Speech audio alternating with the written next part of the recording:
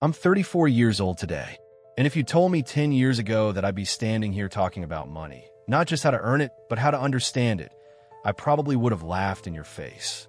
At 24, I thought being rich meant driving a luxury car, having a big paycheck, and maybe a shiny apartment with a view of the city.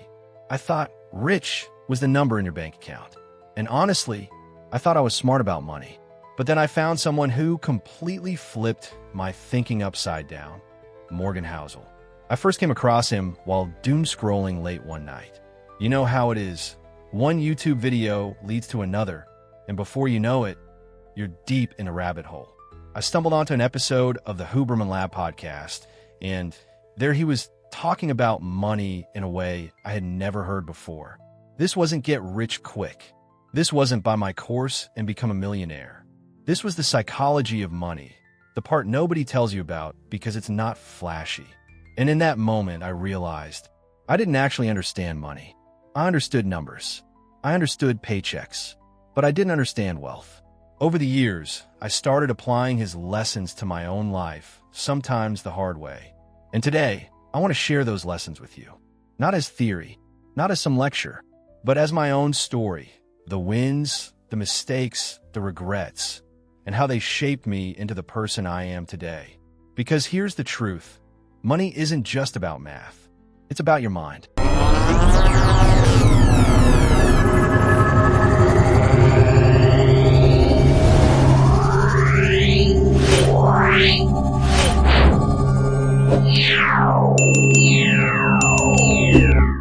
No one is crazy about money. When I was 25, I had a coworker named Tony. Tony was in his late 50s, made 6 figures a year, and had what I thought was the most boring financial habit in the world. He kept all his money in cash, not in a savings account, not in stocks, actual cash. I remember asking him one day, "Tony, you could be earning so much interest. Why are you just letting your money sit there?" He looked at me, took a sip of his coffee, and said, "When you've watched your parents lose their home because of a bank collapse, you never trust the system again." That stuck with me. See, at the time, I thought he was just being paranoid. But later, I realized he wasn't crazy. His experience shaped his money habits. That's what Morgan Housel means when he says, no one is crazy about money. We all make financial decisions based on our personal history. If you grew up poor, you might hoard every cent because you know what it's like to have nothing. If you've never been without, you might spend freely because you've never felt the sting of scarcity. I used to judge people for the way they handled their money until I realized I was doing the exact same thing, just in a different way. Your financial regrets will change over time. When I was 28, I got a big promotion, bigger paycheck, bigger title, and, in my head, a bigger reason to play it safe financially. I saved everything. I avoided vacations, skipped social events that cost money, and ate at home religiously. At the time, I thought I was being smart. I was building my future. But something happened that made me rethink everything. My uncle, who'd been talking for years about his dream trip to Italy, passed away suddenly at age 62. He had the money. He had the time. But he kept putting it off for someday. Someday never came. It hit me like a punch in the chest. Here I was, hoarding every dollar, waiting for the perfect time to enjoy life. And I realized I might be setting myself up for the same regret. Morgan calls this developing a sense of future regret. Imagine yourself at 80 years old, looking back at your life. Would you be glad you saved every cent? Or would you wish you'd taken that dream trip, gone to that concert, or invested in experiences instead of only security? That moment shifted my balance. I still save, but now I make space for the things I know I'd regret not doing. Avoid financial extremes. Here's the thing about money. Extremes will eat you alive. When I first discovered the FIRE movement, financial independence, retire early, I went all in. I cut expenses to the bone. No coffee runs, no Netflix, no eating out. I sold my car and biked everywhere. And at first, I felt powerful, like I was beating the system. But slowly I realized I wasn't actually living. I was obsessed with watching my bank account grow, but I traded every joy for a bigger number. On the other hand, I've had friends who live by the YOLO philosophy. You only live once. They spent everything they made, chasing pleasure after pleasure, and ended up drowning in credit card debt. Both extremes feel like winning until they don't. That's when I learned real wealth is balance. Yes, you need to save. Yes, you should enjoy life.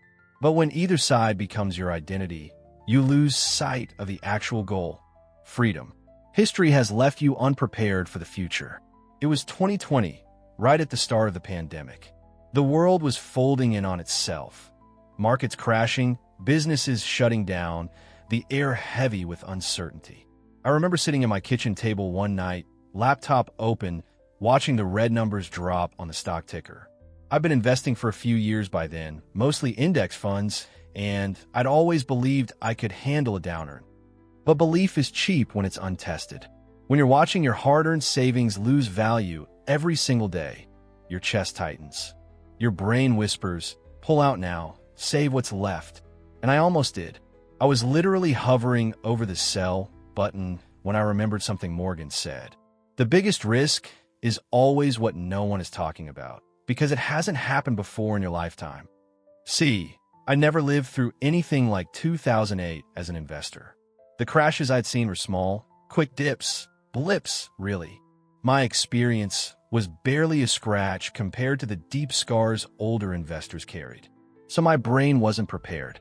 Not because I was stupid, but because I'd never felt this particular kind of fear before. It's like swimming.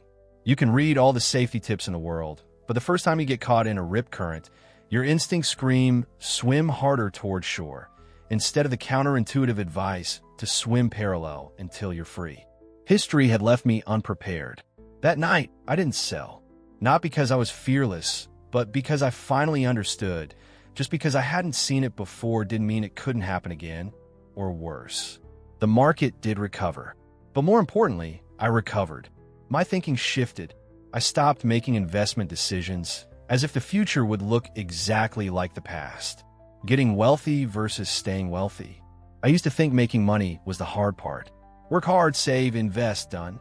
But then I watched my friend James, who made more in a year than I had in 5, lose it all in less than 18 months. James was a genius coder. At 31, he'd sold a software tool for a small fortune. Overnight, his bank account exploded. He went from worrying about rent to browsing luxury watches and exotic car catalogs. And look, I don't judge him. I've been there. That first taste of real money feels like freedom, but it can also feel like invincibility. He bought a penthouse. He started day trading with massive amounts of leverage.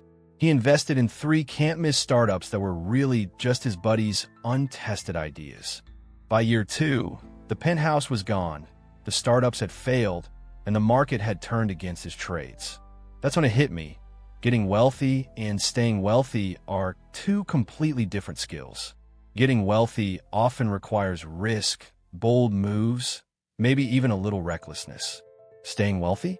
That's about defense, humility, caution, and the ability to not touch every shiny opportunity that comes your way. I started thinking about my own habits. Sure, I was investing. Sure, I was saving. But was I protecting what I had? Was I willing to look boring if it meant staying in the game? That's when I adopted what I now call my 2-bucket rule. Bucket 1, investments that grow, may be risky, but I can afford to lose. Bucket 2, safe, boring, untouchable, my sleep at night money. I'll tell you this, knowing I have that second bucket lets me take risks without gambling my future. And that's the only reason I've survived some of my own bad decisions. Tails drive everything. I'll never forget the first time I realized how uneven success really is. It was during my early investing days, when I had maybe 5 stocks in my portfolio. 4 of them were doing okay. Not great, not terrible. The 5th? A tiny tech company I'd thrown a few $100 into just because I liked their product. 3 years later, that little tech stock had grown so much it was worth more than all my other investments combined.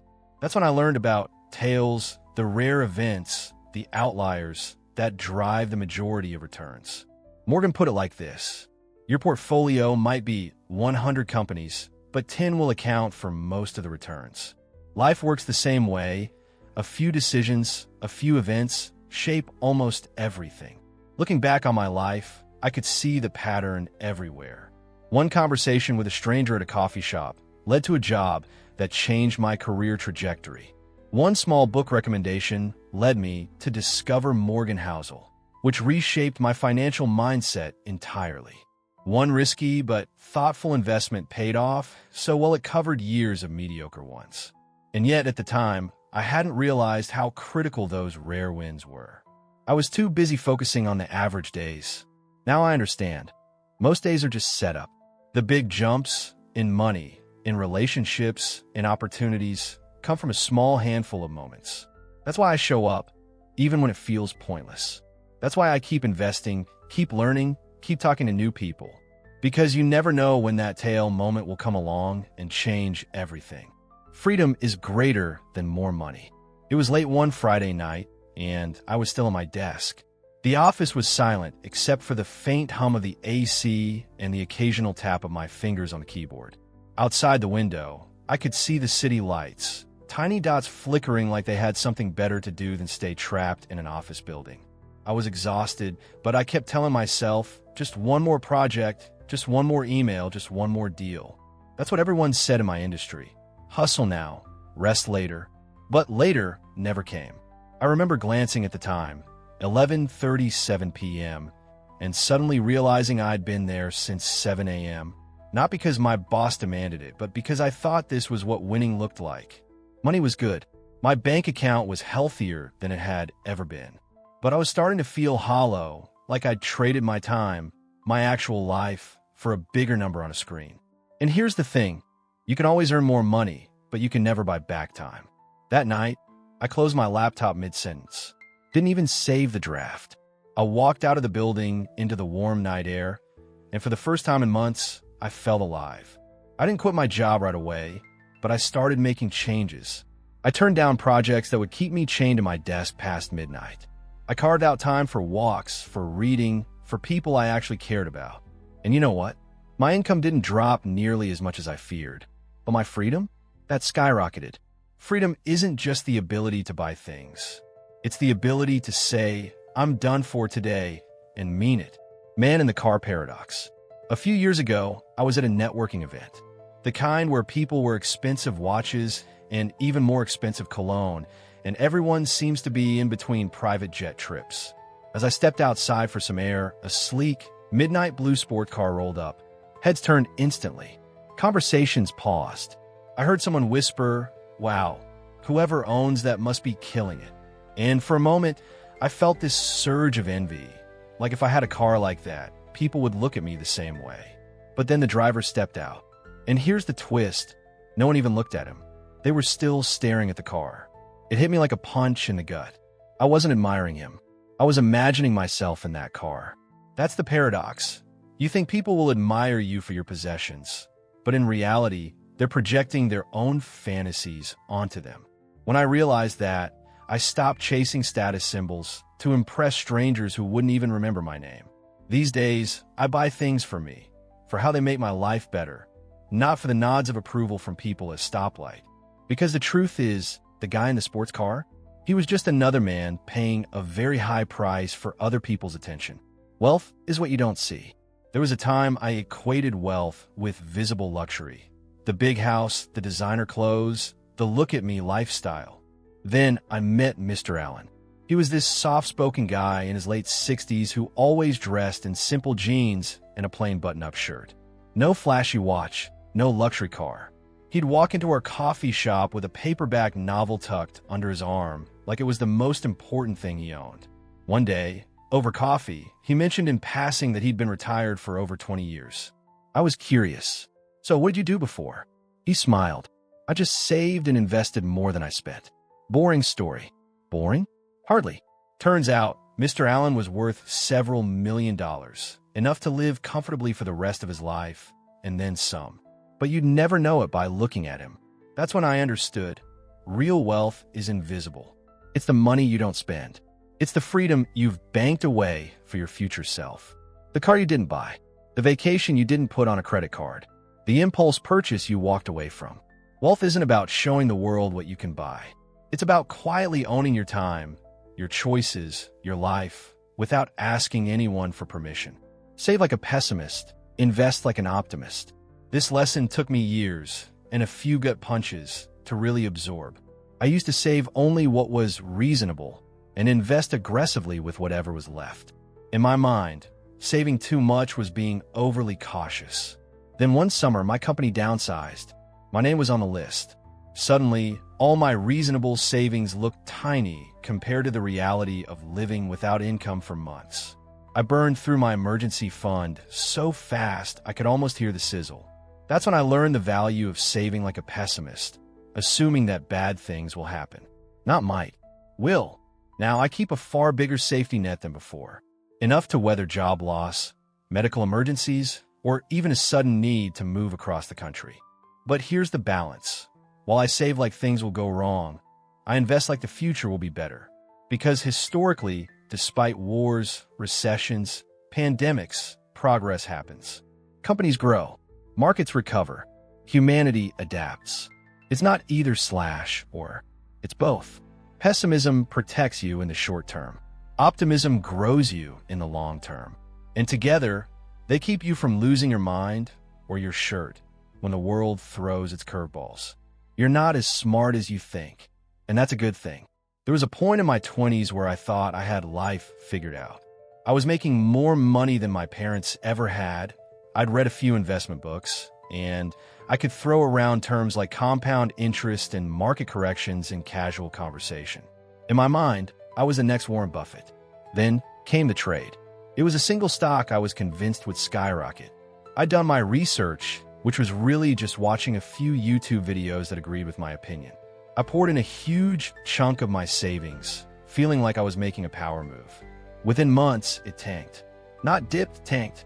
I stared at my brokerage account in disbelief, watching weeks of sure thing confidence evaporate.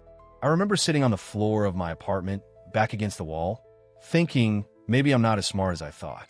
That moment stung, but was also freeing, because once you realize you don't have all the answers, you start seeking better ones. You listen more. You diversify. You stop gambling disguised as investing.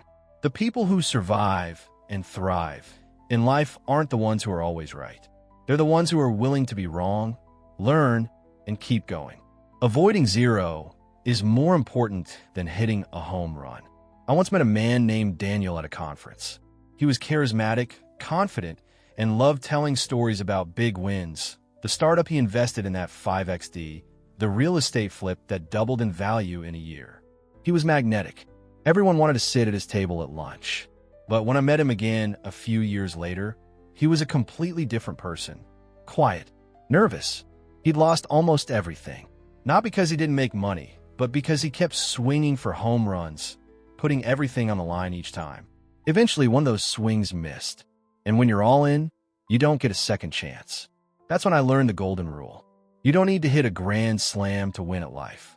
You just need to avoid going broke. It's like playing poker. The best players don't win by having the perfect hand every round. They win by staying in the game long enough to catch a good one. In money, in relationships, in health, avoid zero. Protect your downside first. You can't build a future if you've burned the foundation. 13. The seduction of just one more. I was at a blackjack table in Vegas. Don't ask why. I wasn't even much of a gambler. But that night, I was on a roll, winning hand after hand. The dealer even smirked and said, "Hot streak." The logical thing would have been to walk away with my winnings. But there's this dangerous little voice that whispers, "Just one more. You're on a roll." You can guess what happened next. Within 20 minutes, everything I'd won was gone. And then I lost more. On the flight home, I realized just one more is a poison that shows up everywhere, not just at a casino. One more deal when you're already overworked. One more investment when the market's overheated. One more yes when you're already stretched thin. It's not about never taking risks. It's about knowing when to stop when the odds have shifted against you. Because the most dangerous time isn't when you're losing. It's when you're winning and think you can't lose. Comfort is a slow poison. There was a year where I thought I had finally made it. Good income, nice apartment, predictable routines. No surprises. I'd wake up, go to work, eat at the same cafe, binge the same shows at night. It felt safe. But then, months later, I realized I wasn't growing anymore. My ambitions had quietly shrunk to fit the shape of my comfort zone. Comfort isn't bad in small doses. It's like a warm blanket, nice when you're cold, but suffocating if you never take it off. So I forced myself to shake things up. Took a public speaking class, even though I hated being on stage. Traveled alone to a country where I didn't speak the language. It wasn't always fun. Sometimes it was awkward, frustrating, even embarrassing. But woke me up. Growth lives in discomfort. And if you're too comfortable for too long, you're slowly dying without realizing it. People remember how you made them feel. I once worked with a manager who, on paper, was perfect. Hit targets, never missed a deadline, always had the right answers. But people hated working with him. Why? Because he made everyone feel small. Every meeting was a reminder of how much smarter he thought he was. Years later, I barely remember the specific projects we worked on together. But I do remember that sinking feeling whenever his name popped up on my calendar. On the flip side, I met people whose skills were average, but they made you feel seen, heard, respected. They left a trail of goodwill everywhere they went. And here's the thing. In business, in friendships, in love, people won't always remember what you said or did, but they'll never forget how you made them feel. Treat people well not because it's good PR, but because that's the real currency of a life well lived.